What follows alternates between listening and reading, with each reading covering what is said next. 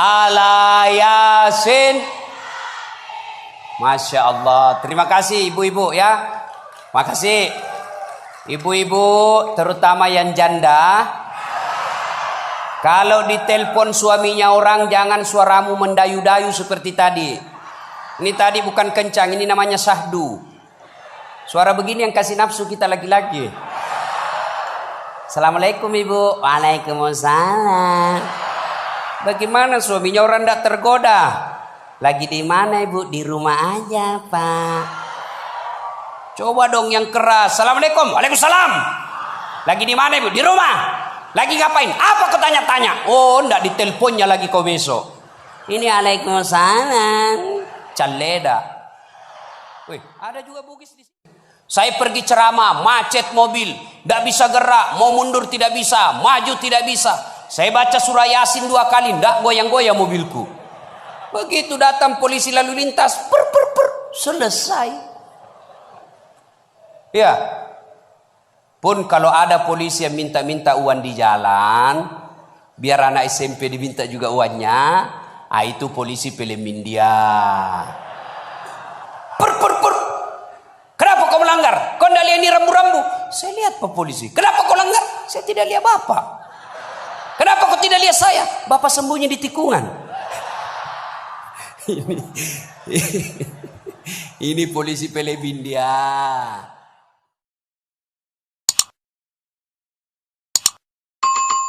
Assalamualaikum warahmatullahi wabarakatuh.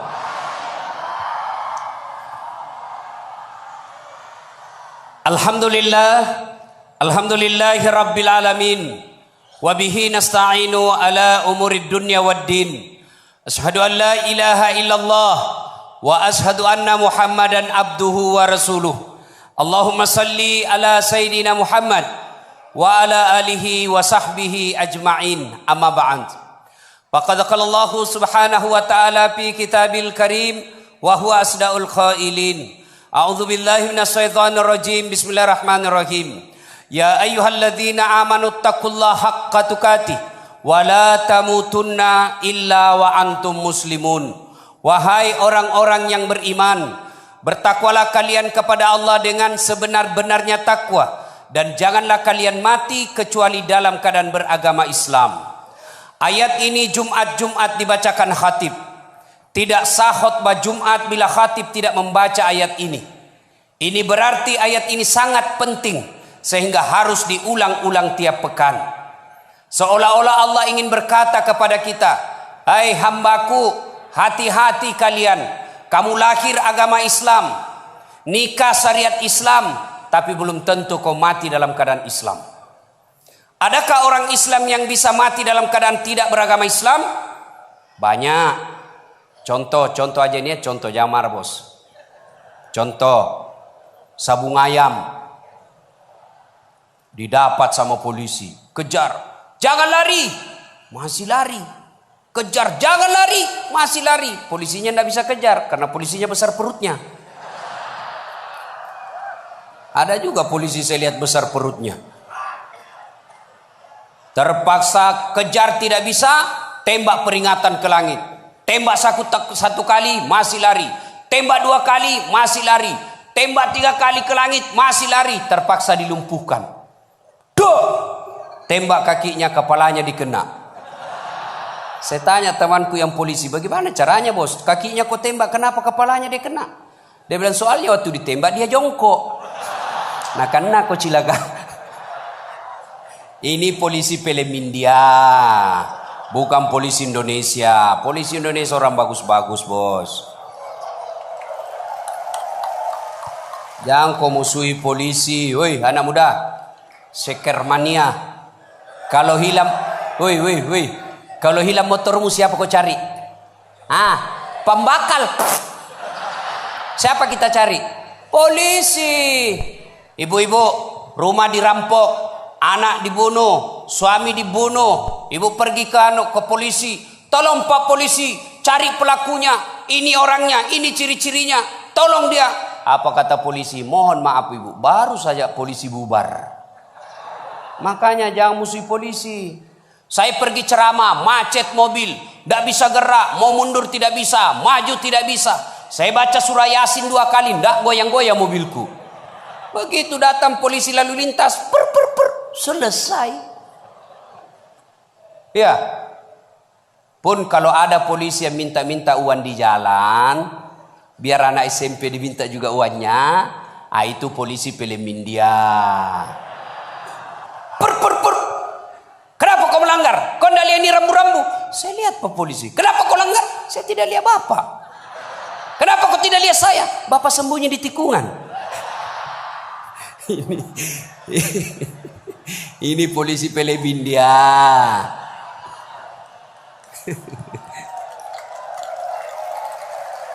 Ini gaspol atau rem-rem? Gaspol atau rem-rem? Termasuk nanti yang bisa mati dalam keadaan kafir, mereka yang jadi pegawai negeri nyogok.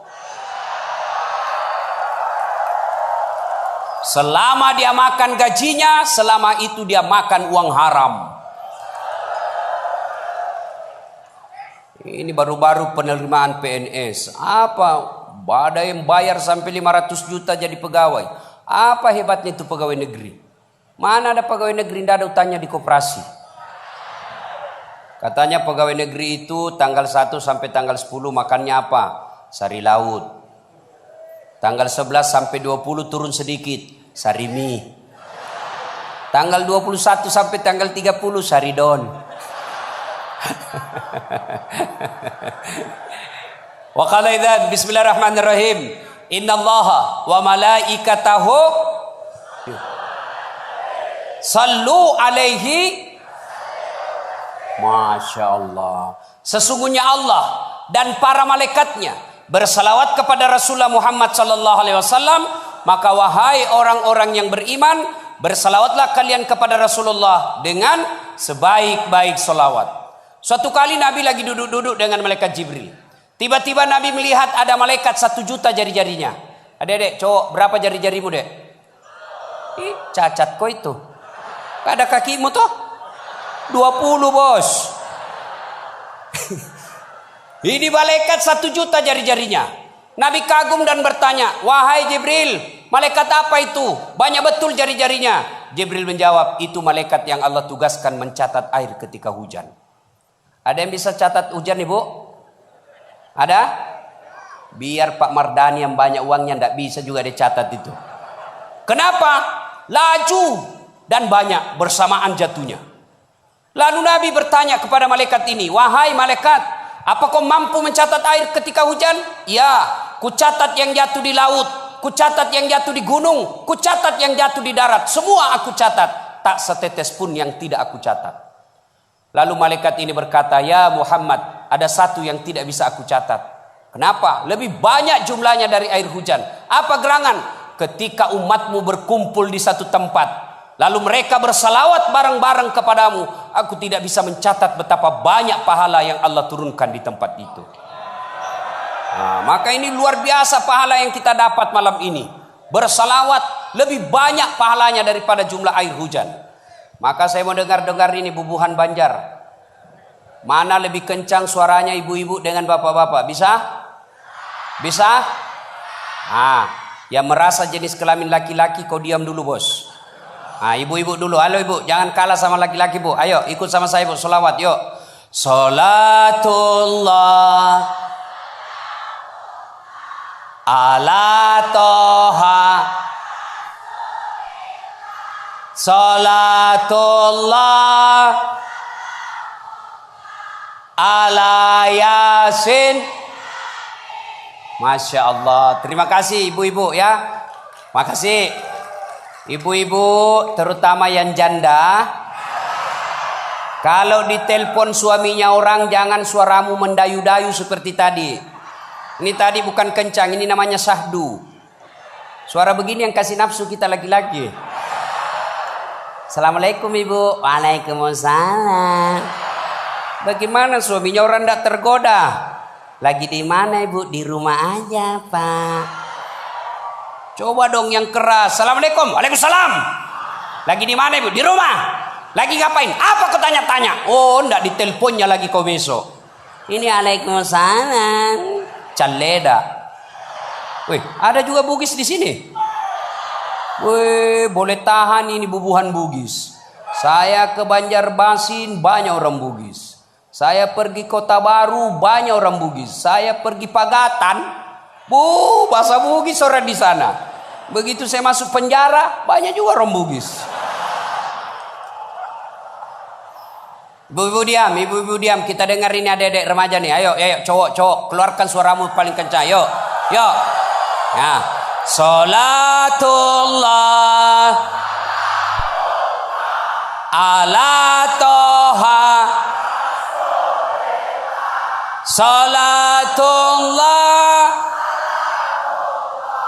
ala yasin.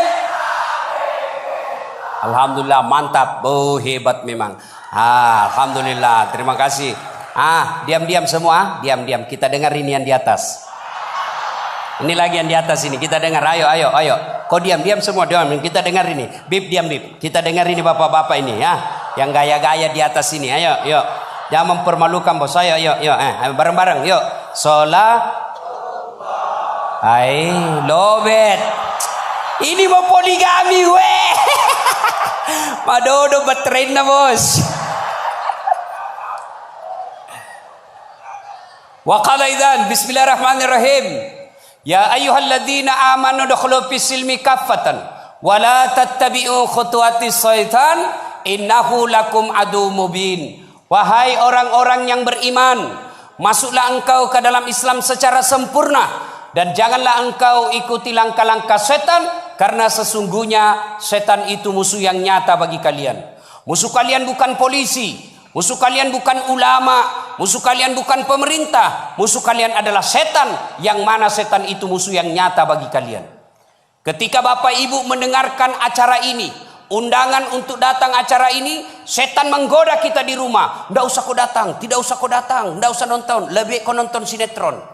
Alhamdulillah bisa datang di tempat ini, berarti Bapak telah mengalahkan setan yang ada di rumah. Tapi apakah setelah tiba di tempat ini setan menyerah? Tidak, dia godanya lagi kita. Tidak usah kau dengar ceramah, pegang HP-mu. Maka orang yang pegang HP itu kena godaan setan. Simpan dulu HP-mu bos, dengar ceramah dulu. Woi, ibu, simpan dulu, simpan. Ibu yang pegang HP selama saya ceramah, saya doakan suaminya kawin lagi. Saya di Makassar, Bu, ada ibu-ibu, saya lagi ceramah, dia membelakang. Dalam hati saya, barusannya ada orang saya ceramah, dia belakangi saya. Ternyata dia ambil HP-nya, selfie. Dia belakangi, baru dia tulis di WhatsApp-nya, latar belakang Das Atlatif. Woi, saya dijadikan background. Selesai ceramah dia kejar lagi saya. Ini yang kasih repot kita Bib sekarang. Kejar, Ustaz, boleh selfie. Terpas salah dilayani. Kalau enggak dia bilang kita sombong sampai mati. Sudah selfie dia bilang ulang Ustaz, kabur. Ulang lagi Ustaz, kabur Ustaz. Bukan HP kabur, mukamu yang kabur. Simpan dulu HP, simpan. Saya kalau lagi ceramah, saya tidak mau kalau ada yang siaran langsung. Saya ini dokter, salah satu dokter saya media sosial. Saya belajar ke luar negeri soal itu. Dan ternyata setelah saya pelajari, di Indonesia ini ada orang yang mencoba membuli ulama dengan cara apa? Menggunting-gunting ceramahnya Ustadz. Contoh paling terakhir, Ustadz Abdul Somad. Ustadz, bagaimana hukumnya main domi? Beliau jawab, haram apabila azan sudah berkumandang kalian masih main domi. Ustadz, bagaimana hukumnya main catur? Haram apabila azan sudah berkumandang kalian masih main catur. Oh, dipotong itu yang main azannya. Akhirnya marahlah pemain domi dan catur dari Sabang sampai Merauke. Saya juga ditanya, Ustadz, bagaimana hukumnya main catur? Haram. Kenapa bisa? Karena kau bunuh Perdana Menteri sama Raja. Ya kan tidak bisa menang kalau tidak mati Perdana Menteri. Yuk Bapak, saudara-saudara sekalian, teristimewa para habaib, tuan-tuan guru yang ada di tempat ini, khusus yang saya muliakan, Habib Syekh yang saya rasa-rasanya seperti ayah saya sendiri, dekat dengan beliau rasanya sangat tenang kita punya perasaan. Mudah-mudahan kita yang hadir di tempat ini Allah cintai selama-lamanya. Ada perantau di sini? Ada? Nah, Sulawesi Selatan dari Bone merantau ke Batu Licin, cari kerja. Sampai Batu Licin ternyata tidak enak cari kerjanya, bisa balik ke Bone.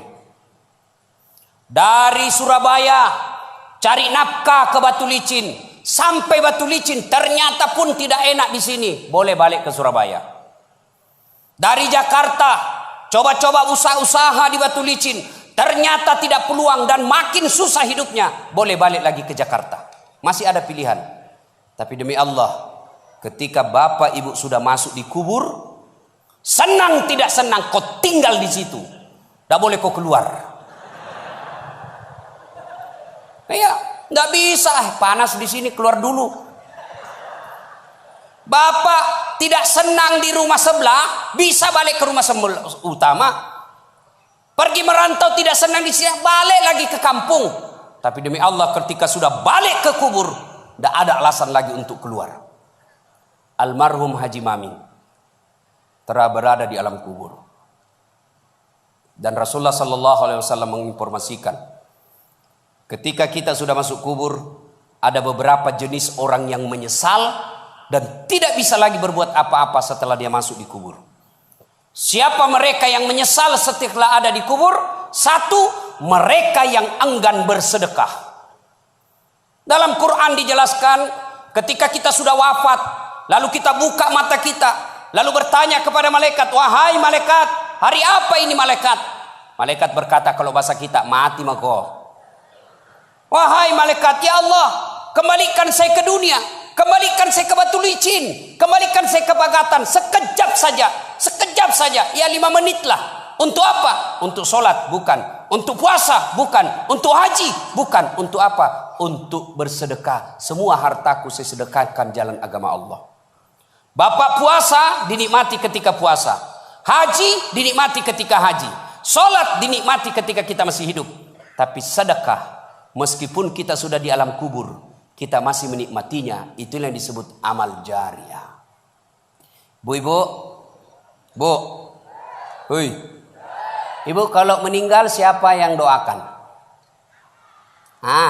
Suami. Oh, kawin lagi.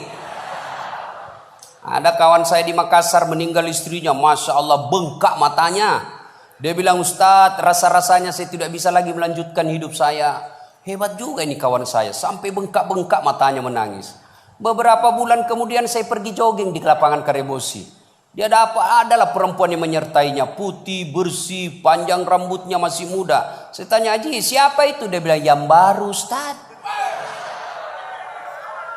Bapak-bapak nih, kalau bapak meninggal, siapa yang bisa menolong kita? Paling anak dan harta yang telah kita belanjakan. Maka demi Allah, sebelum kita terlambat, mari bersedekah. Kenapa mau bersedekah Ustadz? Kita miskin. Kenapa kita miskin? Karena kita selalu berpikir miskin. Coba berpikir kaya. Kaya itu gimana? Sedekah. Ibu-ibu jangan pernah lewatkan 1 hari pun tanpa sedekah. Allah tidak melihat 1 jutanya. Tentu ketika Haji Pak Mardani bersedekah, beda dengan kita. Kalau Pak Mardani mungkin 5 juta sedikit buat beliau. Tapi kita yang miskin 50 ribu sudah sangat banyak. Itu yang dinilai Allah. Dan sedekah itu tolak bala, memperpanjang umur. Ibu-ibu, ada yang suaminya mulai lain-lain sifatnya? Ciri-ciri laki-laki yang sudah mulai itu, kalau dia pakai HP, dia pakai WhatsApp password, atau dia terima telepon dalam kamar mandi. Itu sudah mencurigakan itu. Ya, kita juga kadang-kala laki-laki terjajah sama istri karena HP semua mau diperiksa. Saya bilang sama istri saya, jangan kau suka periksa HP saya. Kalau kau periksa, bisa-bisa kita jadi pembohong. Kan? Ada ibu-ibu tanya saya di Makassar, Ustadz, bagaimana supaya suami sehat jantungnya? Saya bilang gampang. Jangan kau periksa HP-nya. Semakin sering kau periksa HP-nya, makin cepat dia mati. Terpaksalah kita bohong. Ini di Sulawesi, ada kawan saya dulu waktu SD, cinta-cinta monyet lah. Selalu setelah dia lihat saya video-video saya viral, dia selalu menelpon. Saya mau blokir. Nanti dibilang saya sombong. Saya mau terima, terancam mama nyece. Ya terpaksa di situ saya tulis namanya penjual batu bata. Bunyi telepon dibaca mama nyece. Ustaz, ada telepon. Siapa sayang? Penjual batu bata. Mama, jangan kuangkat ya, kuangkat. Tagihan. Dia enggak mau kalau tagihan karena uang belanjanya saya ambil. Oh selamat saya bu. Alhamdulillah. Beberapa hari kemudian saya pulang ceramah. Karena capek saya bikin teh. Saya ambil gula. Begitu saya minum, kenapa asin? Saya periksa toples. Tulisannya gula, isinya garam. Saya pergi periksa. Sayang, gimana ceritanya ini kok tulis gula isinya garam? Apa dia bilang? HP tak juga Ustaz, lain kita tulis lain isinya.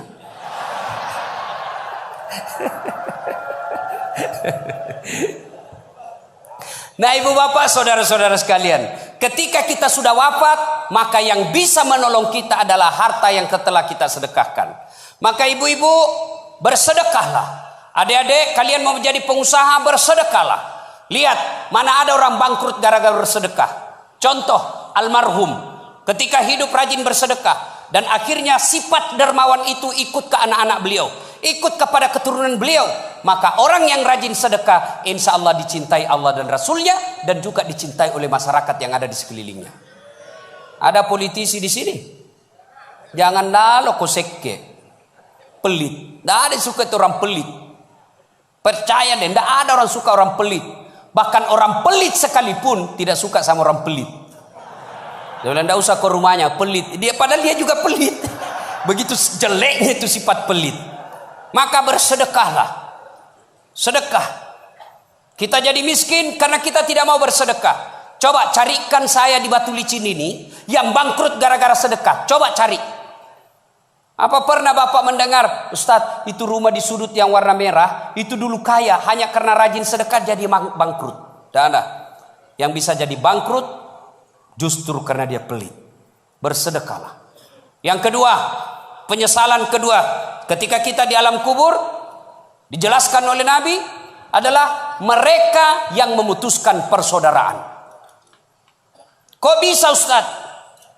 Nanti di akhirat kita akan mempertanggungjawabkan dan ketemu mencari orang-orang yang pernah kita sakiti. Tetangga yang pernah kita ambil barang-barangnya. Di akhirat kelak, tanah misalnya kita serobot setengah meter. Tanah yang setengah meter itu disuruh pikul nanti. Maka menyesal orang-orang yang telah mengambil barang-barang sesamanya manusia, lalu dia tidak minta maaf sebelum wafat. Kenapa? Karena dia akan bertanggung jawab. Nah, coba syariat Islam. Jangankan mengambil barang. Ibu tanam mangga. Lalu mangga itu menyeberang dahannya ke tetangga, pagarnya. Maka yang menyeberang itu haknya tetangga. Ibu tidak boleh lagi ngambil. Jadi kalau ibu punya mangga, lalu mangga tersebut dahan dan rantingnya nyebrang ke pagar tetangga, maka tetangga yang punya itu. Tiba-tiba mahasiswa saya bertanya, Ustadz bagaimana kalau istrinya tetangga menyeberang? Oh lain ceritanya itu, beleng-beleng kau itu. Ya bapak saudara-saudara sekalian. Nah ketika di akhirat kelak, orang yang memutuskan persaudaraan dijelaskan dalam hadis. Rasulullah bertanya, atadruna manil muflis? Saudara-saudara sekalian, tahu tidak kamu yang bangkrut di akhirat kelak, merugi di akhirat kelak, bangkeroi? Sahabat menjawab, yang tidak puasa ya Rasul. Oh dia puasa Ramadan, Senin Kamis. Yang tidak sholat ya Rasul, dia sholat bahkan sunnah-sunnahnya lengkap. Yang tidak bayar zakat ya Rasul, dia bayar zakat bahkan sedekahnya cukup. Lalu kalau begitu siapa yang bangkrut ya Rasul? Rasul menjawab, jarusu wa khati'ur rahim. Tetangga yang jahat sama tetangganya dan yang memutuskan persaudaraan. Nabi lalu sahabat bertanya, kok bisa bangkrut ya Rasul? Dia kan sholat, dia puasa, dia haji, dia zakat. Kok bisa bangkrut? Nabi menjelaskan, betul, hablum minallahnya baik, hablum minallahnya cukup, tapi ketika di akhirat kelak dia setor segala kebaikan-kebaikannya. Ya Allah, ini solatku. Datang tetangganya, tunggu dulu Tuhan, saya pernah bertetangga di Batu Licin. Dia fitnah saya, katanya anakku yang lurus rambutnya bukan anaknya suamiku, karena suamiku keriting rambutnya. Saya tidak tahu anaknya lurus rambutnya karena sudah di rebonding. Ya Allah, gara-gara fitnahnya satu kampung membenci saya. Allah berfirman, ya sudah, ambil solatnya. Habis solatnya 20 tahun. Dia setor lagi puasanya. Ya Allah, ini puasaku 20 tahun. Datang lagi tetangganya, tunggu dulu Tuhan, saya pernah bertetangga, dia serobot saya punya tanah. Saya mau lapor ke polisi, temannya polisi. Saya tidak bisa ngapa-ngapain ya Allah. Allah berfirman, ya sudah, ambil dia punya solat 20 tahun. Habis puasa, habis solat, dia setor lagi hajinya. Ya Allah, ini hajiku. Datang lagi, saya pernah juga sama-sama caleg. Dia fitnah saya, dia sebarkan hoax, dia jelek-jelekkan saya. Habis duit saya pas sambaleho 2 miliar. Saya jual sawah, sertifikat, rumah saya masuk di bank. Gara-gara dia fitnah saya kalah. Saya minta keadilan hari ini. Allah berfirman, ya sudah, ambil aja itu hajinya. Habis amal-amalnya. Capuk mana nih amal-amal di Cina? Habis sudah amal-amal kebaikannya, masih ada yang datang. Ya Allah, saya pernah juga disakiti. Saya pernah satu kantor di kantor Bupati Tanah Bumbu. Saya difitnah, katanya mobilku hasil korupsi. Gara-gara fitnahnya, saya dimutasi menjadi non-job. Staf ahli yang tidak ada stafnya. Saya minta keadilan hari ini ya Allah. Dia bilang, yang tadi banyak amalnya, bagaimana lagi caranya ya Allah? Habis amal-amalku. Allah berfirman, tidak ada kebatilan yang tidak ada balasannya hari ini. Supaya adil, ambil dosa-dosanya orang yang pernah kau sakiti. Maka sebelum terlambat, ayo minta maaf. Ya, datang minta maaf. Saya sudah minta maaf Ustaz. Dia tidak mau maafkan saya. Ya bagaimana mau dimaafkan kalau barangnya orang tidak dikembalikan? Kan biasanya kita minta maaf ini kan biasanya versi Pancasila. Maaf lahir batin, dunia akhirat sengaja tidak disengaja, rambut sampai ujung kaki. Tidak begitu caranya bos. Bagaimana caranya? Satu, jabat tangannya. Bagaimana kalau perempuan Ustadz? Berbeda mazhab. Syafi'i haram. Imam Ahmad selama tidak nafsu boleh. Maka saya kalau mahasiswa saya di Unhas yang cewek-cewek cantik, putih, mulus, saya tidak mau jabat tangan, saya begini saja. Masa Ustadz nafsu sama masih? Saya manusia biasa. Ayat tidak mengatakan la taqrabus zina illa ustad. Jangan kau dekati zina kecuali ustad. Ustad juga hancur kalau ketemu cewek cantik. Iya. Tapi saya gini aja. Tapi kalau ibu-ibu majelis taklim yang sudah muka-muka sakaratil maut, yang sudah bau-bau minyak gosok, ya sudahlah jabat tangan. Tidak mungkin saya nafsu sama ibu-ibu. Ya tidak tahulah kalau ibu nafsu sama saya. Ya. Nah, satu jabat tangannya. Dua, pandang matanya. Pandang mata. Yang ketiga, senyum. Kadang-kala kita juga jabat tangan kan tidak lihat orang. Tidak beradab itu. Dengar adik-adik sekalian. Puncak dari semua ilmu adab. Biar kau hebat ilmu fikih, hebat tasawuf, hebat tadarus, tapi kau tidak punya adab kepada sesama manusia, bangkrut kalian di akhirat kelak. Banyak anak-anak sekarang ini baru belajar agama 3 bulan. Itu pun melalui YouTube. Baru 2 menit habis kuotanya. Semua salah. Gampang sekali dia bid'ah-bid'ahkan. Salawat begini tidak ada pada zaman Nabi. Nah, pada zaman Nabi bid'ah sesat masuk neraka. Nenekmu punya neraka. Kayak dia saja panitia hari kiamat. Ini banyak sekarang ini tidak tahu. Ya. Nah, 1 jabat tangannya, 2 pandang matanya, 3 senyum, 4 salawat kepada Nabi. Allahumma salli ala Sayyidina Muhammad wa ala ali Sayyidina Muhammad. Dan yang kelima yang paling penting, sebut judulnya dosa.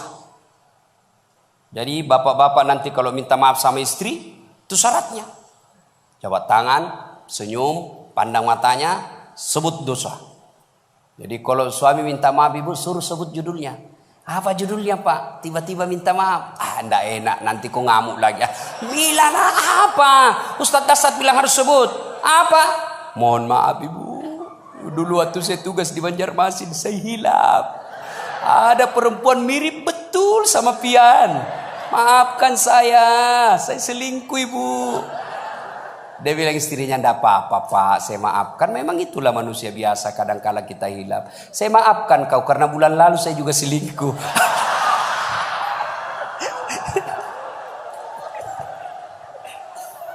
Ibu-ibu, ini sebenarnya bapak-bapak banyak selingkuh gara-gara ibu-ibu juga. Bagaimana suamimu tidak selingkuh kalau kau marah-marah aja terus di rumah? Dia kira enak jadi suami nih ibu-ibu ini. Kira enak. Di kantor kita dimarah-marahi sama pimpinan. Di jalan macet, kadang-kala kehujanan. Ya, di warung kopi masuk WhatsApp tagihan. Sampai di rumah dimaki-maki lagi kita sama istri. Bagaimana kita tidak cepat sakaratil maut?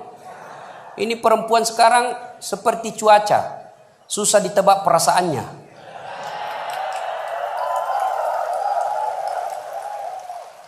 Dia kira enak laki-laki. Ibu, dengar ibu. Hui. Ibu. Bu. Ada 4 perempuan yang menjadi penghuni api neraka. Dengar ini. Terancam ibu-ibu. 1, kata Nabi, mereka yang selalu bicara kasar sama suaminya. Apa kau anak muda, ada istrimu? Boleh marah sama suami bu, boleh marah manusiawi, tapi jangan memaki. Ini kalau marah la haula wala quwata illa billah, keluar semua kebun binatang di mulutnya. Bagaimana kita betah di rumah kalau ngomel aja kerjanya? Dia hei bu, coba dengar itu laki-laki, coba lihat itu laki-laki. Kami pikir ibu bagaimana supaya ibu bisa pakai AC di kamar. Pak, kami pikir bagaimana supaya ibu bisa pakai emas pulang kampung dihargai sama keluarga. Kami pikir bagaimana supaya kalian bisa dibelikan mobil supaya tidak hitam kulitmu. Itu dipikir sama suamimu. Makanya jangan suka marah-marah. Takbir. Ada di sini takut sama istrinya? Ada. Berhenti kau jadi laki-laki. Ngamuk Ustaz, kalau dia ngamuk enggak apa-apa. Dia pecahkan piring satu, pecahkan satu lusin. Dia pecahkan semua. Kenapa? Piring, gelas boleh dibeli. Harga diri sebagai suami tidak boleh diinjak-injak istri. Takbir. Itulah yang takut sama istrinya. Oi bu, oi. 1, perempuan yang menjadi penghuni api neraka yang suka bicara kasar. Boleh marah tapi jangan memaki. Marah silahkan, manusiawi, tapi jangan memaki-maki. Goblok memang kau jadi laki-laki. Sudah goblok, hitam, gendut. Wah, ini penghuni neraka ini. Enak juga kalau kita pulang kampung, pulang rumah, capek kita tadi jual ikan, sampai di rumah disambut sama suami dengan senyuman. Bila kamu di sisiku, hati rasa syahdu. Tenang perasaan. Lah sudah bilang, bu kalau ada duit saya belikan kau emas. Masuk lagi kamar suami, berantakan kamarnya, marah-marah, peluk suami kita sambil menyanyi. Insaflah wahai manusia, bila dirimu bernoda. Itu kan lagu-lagu ibu-ibu dulu, lagu-lagu nasihat, iya toh? Mungkin Tuhan mulai bosan melihat tingkah kita yang selalu salah dan bangga dengan dosa-dosa, atau alam mulai enggan bersahabat dengan kita. Coba kita bertanya pada rumput. Itu. Jadi kalau suaminya susah rezekinya, singgung dengan itu lagu. Mungkin kau banyak dosa. Itu lagunya ibu-ibu dulu. Sekarang lagunya ibu-ibu apa? Yo ayo, yo ayo, yo ay, beleng-beleng. Senamlah dia di depan kantor bupati. Ibu-ibu di depan, bajunya sempit, roknya sempit. Bapak-bapak di belakang. Ibu-ibu di depan lah jadi pelatih. 1, 2, bapak-bapak di belakang. 3. Bagaimana enggak belen-belen semua ini? Putar ke kiri. Apa lagu-lagu begitu? Coba kalau salawat kayak tadi, nyaman perasaan. Ya. Woi. Ibu. Nah, 1, boleh marah, jangan memaki. 2, perempuan menjadi penghuni api neraka. Mereka yang membebani suaminya melebihi kemampuan suami. Suaminya gajinya cuma 4 juta, tapi gaya hidupnya 7 juta. Kayaknya banyak penderita di sini ya. Hei, ibu-ibu. Kenapa kita miskin? Karena kehidupan gaya hidup kita melebihi rezeki.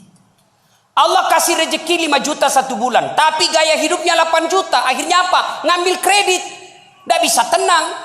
Coba kalau gaji kita 5 juta, gaya hidup kita 3 juta, insya Allah tenang perasaan. Kita miskin karena melebihi kemampuan kita. Maka suami kalau rezekinya 3 juta, jangan kau bebani. Ini kan tidak dibebani suaminya. Datanglah itu tukang kredit mobil. Bu, kalau ada mobil bu, tenang ibu.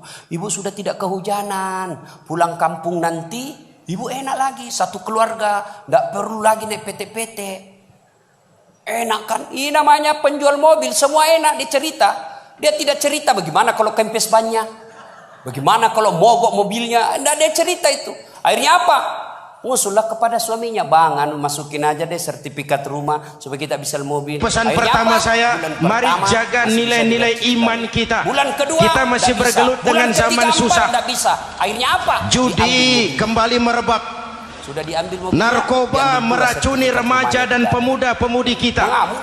Padahal dua-duanya sumber segala macam kemaksiatan. Maka jangan melebihi. Judi mendidik orang jadi malas. Ibu-ibu, dan sejarah belum pernah mencatat ada orang jadi kaya karena judi. Yang bangkrut, yang kere, yang melarat banyak. Coba. Kalau ada yang bisa gigit sikunya, saya kasih hadiah. Makanya saya bersyukur di sini nggak ada yang judi. Itulah orang yang memaksakan suaminya melebihi kemampuan. Nggak ada, mana saya nggak lihat di sini.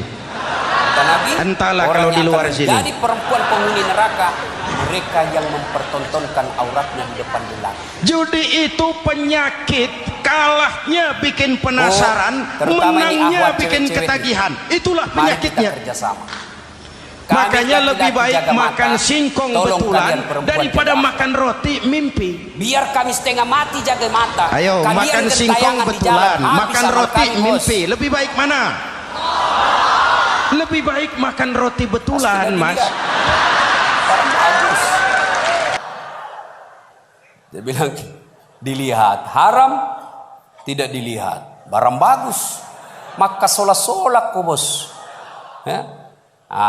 Yang keempat, orang yang akan menjadi perempuan penghuni api neraka, mereka yang tidak mendirikan sholat. Inilah perempuan memang paling banyak tidak mendirikan sholat. Kapan? Selesai haid. Haid 5 hari tambah bonus 2. Dia bilang suaminya, kenapa belum sholat sayang? Biasanya cuma 5 hari. Orang belum bersih, masih ada sedikit-sedikit. Dia bilang suaminya, bohong. Apa bohong? Saya kasih lihat kau. Apa mau dikasih lihat? Ketawa baru kau yang begitu.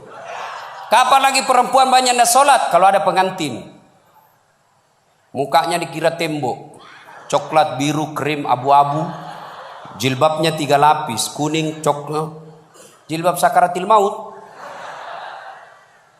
Ibu bapak saudara-saudara sekalian ya. Jadi orang yang menyesal di akhirat kelak, mereka yang memutuskan persaudaraan. Maka sebentar ini kalau ada tetangga kita pernah kita sakiti, minta maaf lalu kembalikan barangnya orang. Pegawai-pegawai negeri yang pernah ngambil mesin komputer di kantor, kasih kembali bos. Ya, dan itu kalau tidak dikembalikan,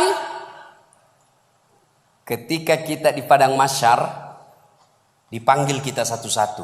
Bayangkan, dari Adam sampai kiamat. Kumpul berapa triliun manusia, dipanggillah kita satu-satu. Siapa dulu yang dipanggil? Nenek kita yang duluan mati? Tidak. Kakek kita yang duluan wafat? Tidak. Leluhur kita yang duluan wafat? Tidak. Lalu siapa dulu yang dipanggil? Nama-nama Islam dulu. Abdurrahman, Abdul Jabbar, Siti Fatimah, Aisyah, Mutmainnah, Das'at Latif. Nah, itu dulu dipanggil. Cuncung. Di belakang kok bos. Dipanggil juga tapi mondri kok bos. Maka jangan berkata apa arti sebuah nama. Nama itu penting. Begitu pentingnya sebuah nama sehingga Nabi jelaskan ada 3 kewajiban orang tua kepada anaknya. 1 diantaranya memberi nama yang baik. Kenapa? Karena di akhirat digunakan ini nama. Nama-nama Islam dulu. Tony, Joni, Rudy, Ningsi, Nining. Dipanggil juga tapi di belakang bos. Habib Syekh, di depan. Das'at Latif, nomor 2. Bayangkan. Dipanggillah kita. Nah, orang bilang apa arti sebuah nama? Coba bayangkan kalau tidak ada semua nama di sini. Yang paling repot caleg. Pilih saya siapa? Anu siapa? Anu. Coba kalau ada, coba sebut nama. Orang sebut nama minimal 2 saya bisa tahu. 1 suku, 2 agamanya. Nama Margono. Nah, biasanya Jawa. Gitu? Nama Ambok Dalle. Enggak mungkin Cina. Masa Ambok Dalle Cina? Nah, pasti Bugis. Ya kan? Nah, nama. Yang kedua, nama adalah doa.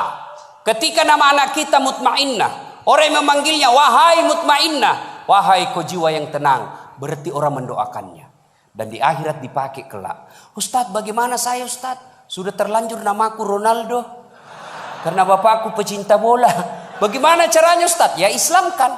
Bagaimana cara mengislamkannya? Tambah Muhammad di depannya. Muhammad Abdul Ronaldo.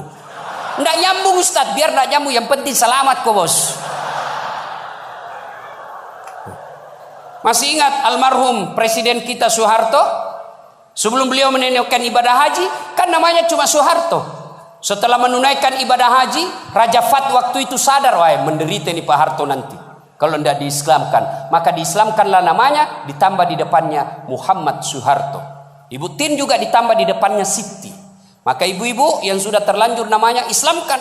Harus rubah KTP? Tidak. Yang penting misal ulang tahun. Saudara-saudara sekalian, hari ini nama saya islamkan. Yang tadinya Desi Ratnasari, saya menambah di depannya Siti Desi Ratnasari. Yang ketawa serius orang ini. Nah, nama penting.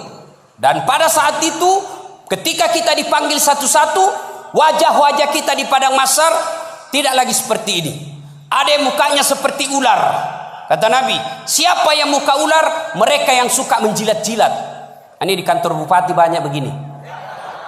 Ya Pak, siapa. Ada juga orang itu pegawai kayak ndak punya lagi harga diri di depan bupatinya. Ya Pak, terserah Bapak. Wah, cemen lu men. Nah, yang kedua kata Nabi, ada juga nanti yang mukanya seperti anjing. Siapa muka anjing ya Rasulullah? Beliau menjawab, mereka yang disogok dan menyogok. Nah, ini termasuk anggota DPR nanti yang terpilih karena nyogok. Ada begitu di sini? Ada? Nah, kau salah, kenapa kau pilih? Tapi kau larang, tapi kau bilang wane piro. Nah. Lalu kata Nabi, ada juga nanti yang mukanya seperti tikus. Ya Rasulullah, siapa muka tikus? Mereka yang suka mengambil barangnya orang. Nah, ini yang ini di sini ya, yang suka korupsi dan disuruh pikul itu hasil korupsinya. Saya kalau lihat itu orang korupsi 3 miliar, 10 miliar, setengah mati dia pikul nanti itu. Dia bilang, mahasiswaku 10 miliar uang dolar Singapura Ustaz itu dikantongi ji. Saya bilang, jangan kau bayangkan uang Singapura, uang koin. Apa? Uang koin 10 miliar, pikul kau itu. Nah. Ada juga kata Nabi yang nanti mukanya seperti kuda. Siapa muka kuda ya Rasulullah? Nabi menjelaskan, mereka yang suka mendahului imam ketika sholat berjamaah. Nah, ini anak muda ini yang banyak. Imam belum turun dia sudah turun.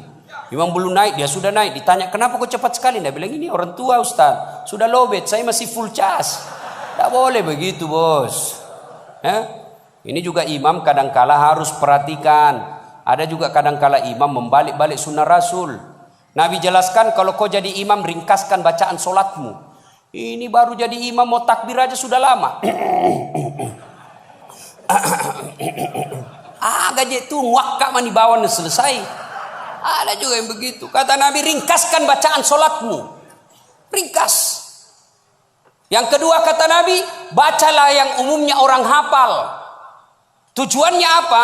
Satu, orang bisa khusyuk mengikuti kalau yang dia baca hafal. Coba kalau imamnya membaca kul huwallahu ahad, anak-anak juga ikut di belakang. Kul huwallahu ahad. Karena dia hafal. Begitu imam membaca surah Al-Baqarah ayat 10 sampai 115. La haula wala quwwata illa billah. Dia khusyuk dengan bacaannya, kita khusyuk dengan hayalan. Kita mau ikut, tidak dihafal, mau ruku, belum selesai, terpaksa kita baca semua itu di dinding.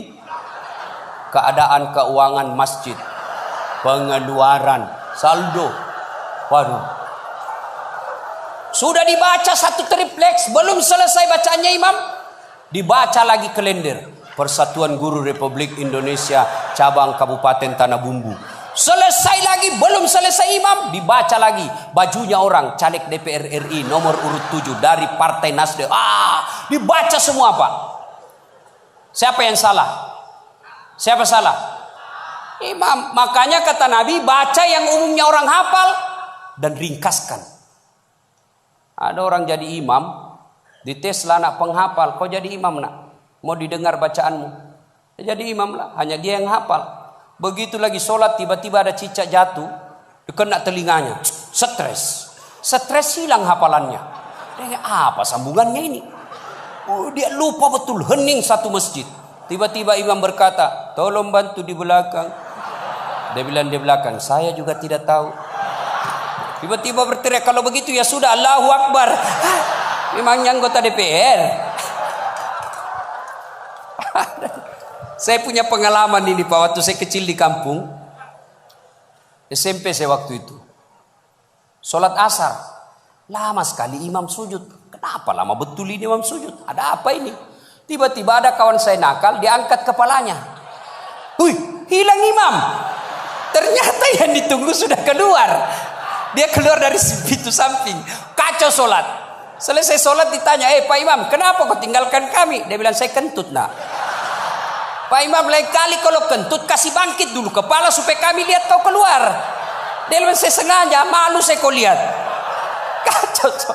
Siapa yang salah? Siapa salah? Siapa salah? Imam. Makanya hati-hati milih imam. Ya, ada lagi kejadian ini waktu saya kuliah KKN. Belum jadi ustadz saya waktu itu. Ada kawan saya dia pakai baju gamis. Wah, saya bilang pasti anak pesantren. Jadilah imam dia. Saya di belakang dua anak fakultas sastra. Begitu dia baca Al-Fatihah masih aman. Dia baca Al-Kafirun dalam hatiku, cari penyakit ini orang ini. Benar, dia baca tidak mau sampai. Wala antum abiduna ma a'bud wala ana abidu ma abattum wala antum abiduna ma a'bud wala ana abidu ma wala antum tak putar. Temanku jengkel dia ada sastra, dia kenapa itu tak putar-putar? Lah sudah ini juga saya pikir. Kacau sholat. Makanya kalau imam salah, kacau jamaah kita. Makanya hati-hati milih imam. Kata Nabi, milih imam itu tidak boleh sembarang. Jamaah makmum boleh, mulai dari orang waras sampai orang gila boleh jadi makmum. Mulai dari orang belum balik sampai dewasa boleh jadi makmum. Tapi imam tidak boleh. Kenapa? Salah imam, salah kalian. Jamaah 2020 Tanah Bumbu akan milih imam bupati. Salah milih imam, salah kalian, menderita kalian di kabupaten ini. Maka hati-hati milih imam. Pun kita jadi makmum juga tidak boleh sembarang, harus ada etikanya. Jadi makmum kata Nabi, kalau kau ke masjid sikat gigi dulu, terutama kalau subuh. Bayangkan kalau kita tidak sholat, tidak sikat gigi, Tidur semalaman. Orang di samping kita balik kanan, kita balik kiri menguap. Wow, sampai meninggal dia ingatnya itu, busuk mulutnya itu. Sunnah sikat gigi. Apalagi kalau kau jadi makmum, jangan kau merasa kaulah yang paling soleh dalam masjid itu. Ada juga orang takbir itu kayak mau dia gigit, kita punya telinga.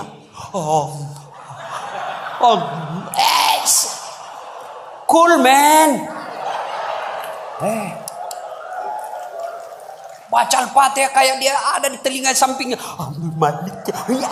Pada cengi capuk. Hanya ganggu ki. Ada lagi apa? Itu kaki. Kaki juga itu kadang-kala mengganggu.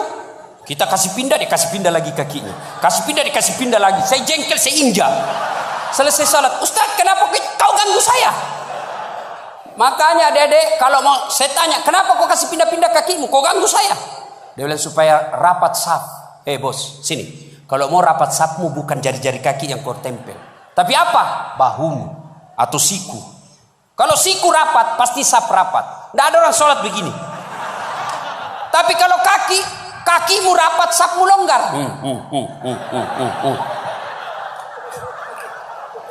Ya. Ada lagi. Selesai sholat yang paling menjengkelkan itu. Selesai sholat dia ambil sap paling depan, belakangnya imam. Begitu assalamualaikum, assalamualaikum, langsung lompat, mau lihat, tidak jabat tangan, tidak langkai orang, itu kurang adab kalian.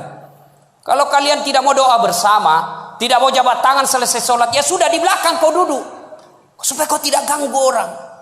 Ingat adik-adik sekalian ini, yang baru belajar agama, puncak dari semua ilmu adab. Rasulullah ditanya, ya Rasulullah, untuk apa Rasul diutus ke muka bumi? Mencerdaskan kehidupan bangsa? Bukan. Mengangkat harkat dan martabat? Bukan. Apa?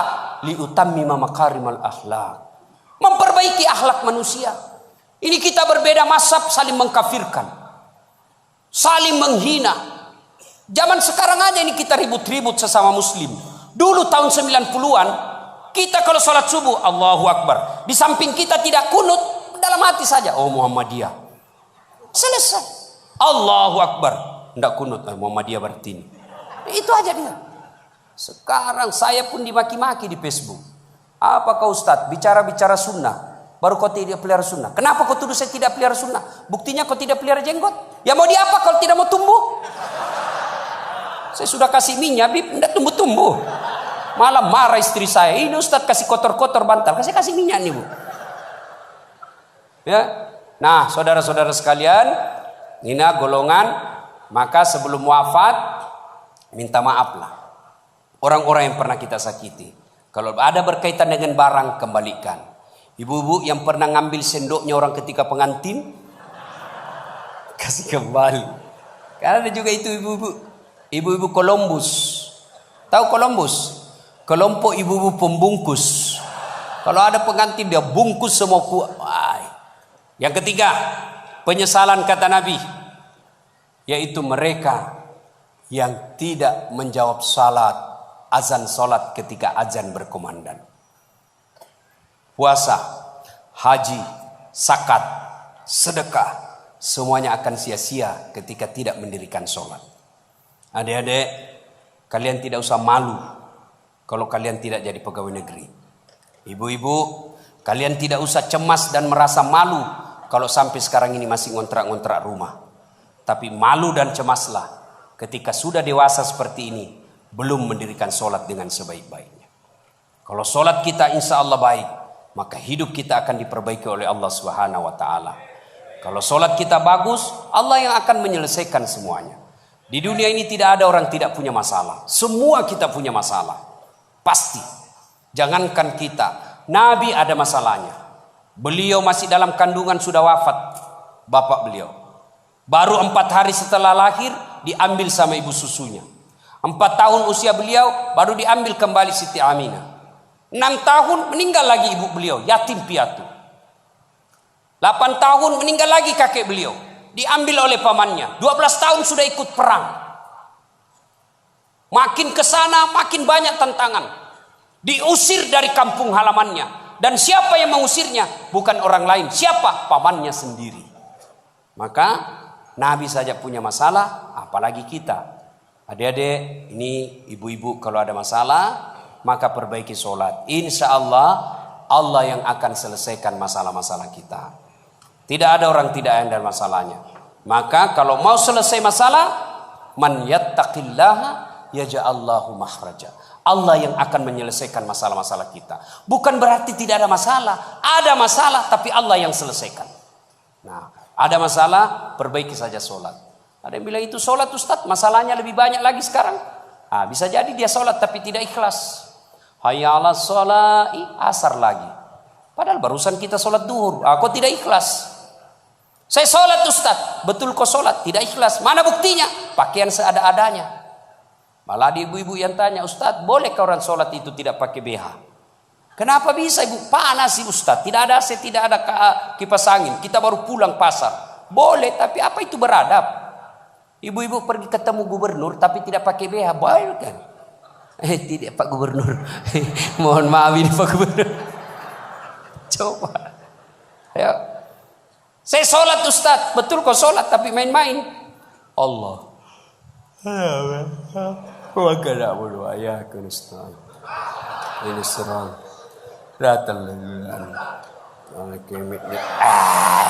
Siapa ngajar sholat begitu bos?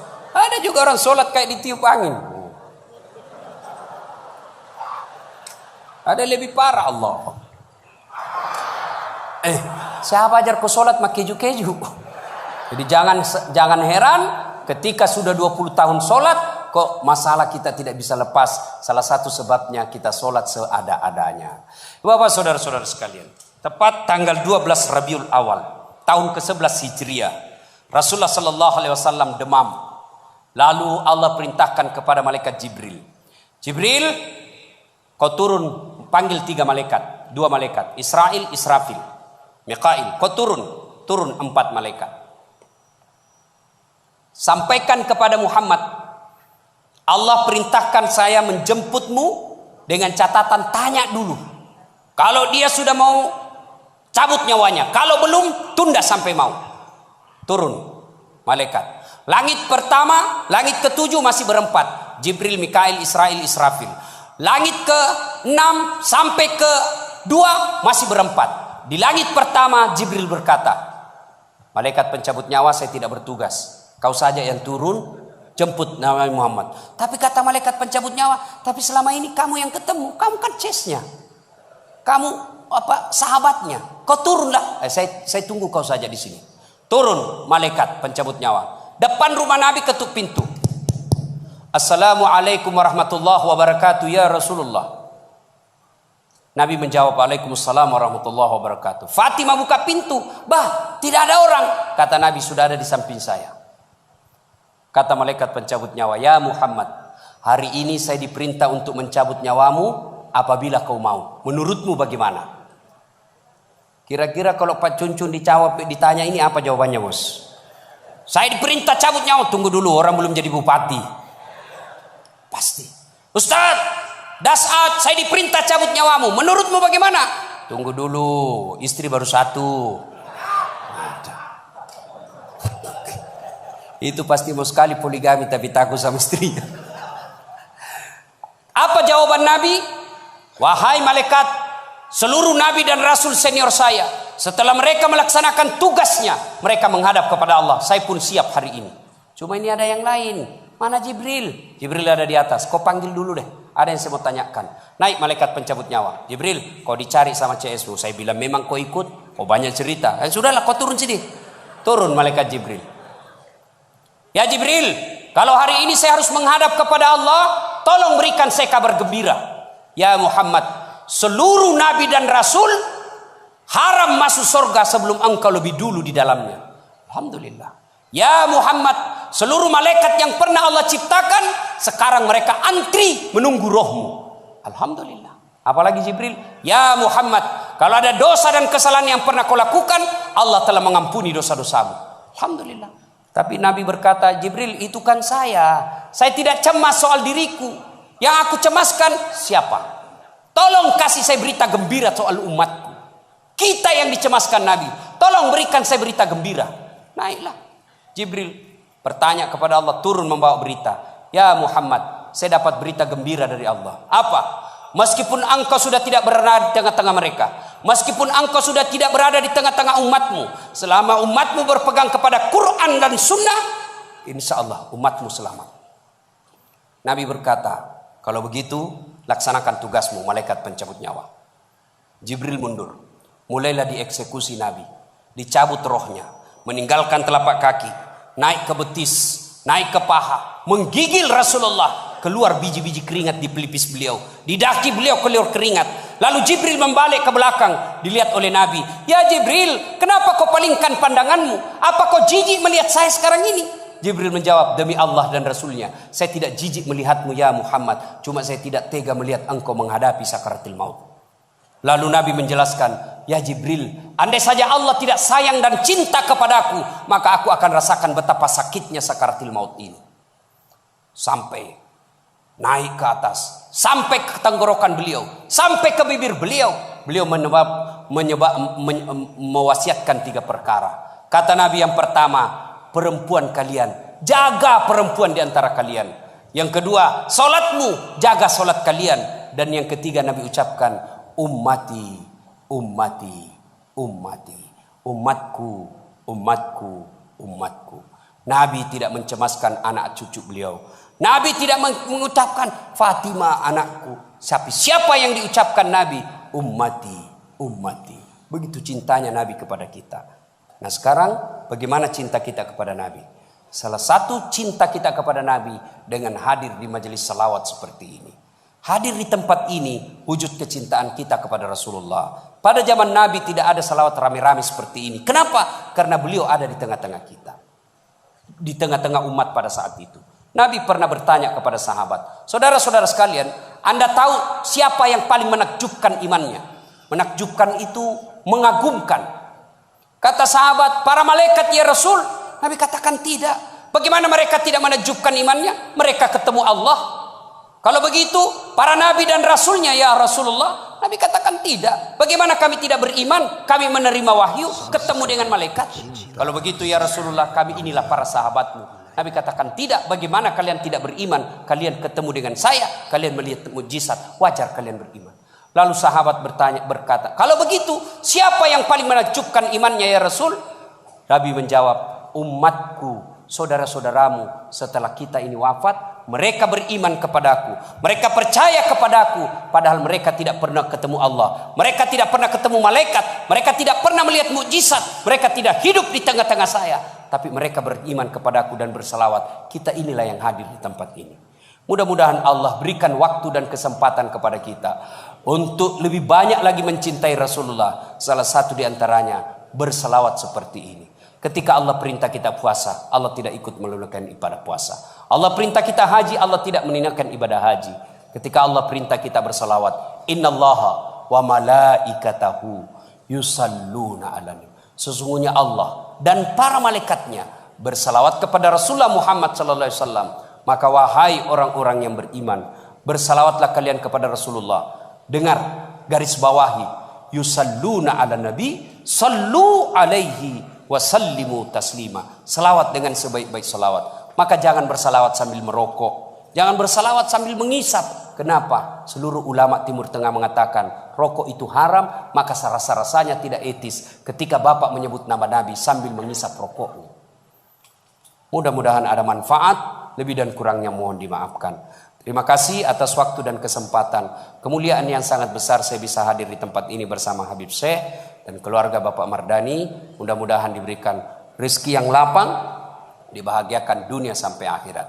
Demikian, kalau masih ada yang mau dengar ceramah saya, silahkan nonton Tabligh Akbar Damai Indonesia Aku TV One setiap hari Sabtu atau Ahad pukul 12.30 atau setengah 2 waktu Kalimantan. Cuma lama baru muncul sekali seminggu. Ada yang gampang. Gimana caranya? Ambil aplikasi YouTube, tulis nama saya Dasat Latif. Keluarlah ceramah saya yang ratusan ribuan itu. Sudah nonton, jangan lupa like and share. Subbreaker. Kasih begini aja, kasih begini bos. Jangan ku kasih begini. Kalau ku kasih begini dicari kau malaikat pencabut nyawa. Masa ceramah ku kasih begini? Nggak enak dilihat. Saya tidak suka. Nggak usah kau nonton. Jangan kasih begini. Nah, cuma cepat habis kuota karena 1 jam. Maka saya sediakan yang tidak menguras kuota, namanya Chelsea. Ceramah singkat, 1 menit saja. Gimana caranya Ustadz? Follow saya di Instagram. Dasatlatif 1212. Dasatlatif 1212. Sudah ku follow Ustadz, sudah ku tidak mau putar ceramahmu. Apa masalahnya? Masalahmu kau tidak punya kuota. Demikian, mudah-mudahan ada manfaat. Lebih dan kurangnya mohon dimaafkan. Nun wal kalam yamisturun. Billahi fi sabilil haq. Assalamualaikum warahmatullahi wabarakatuh.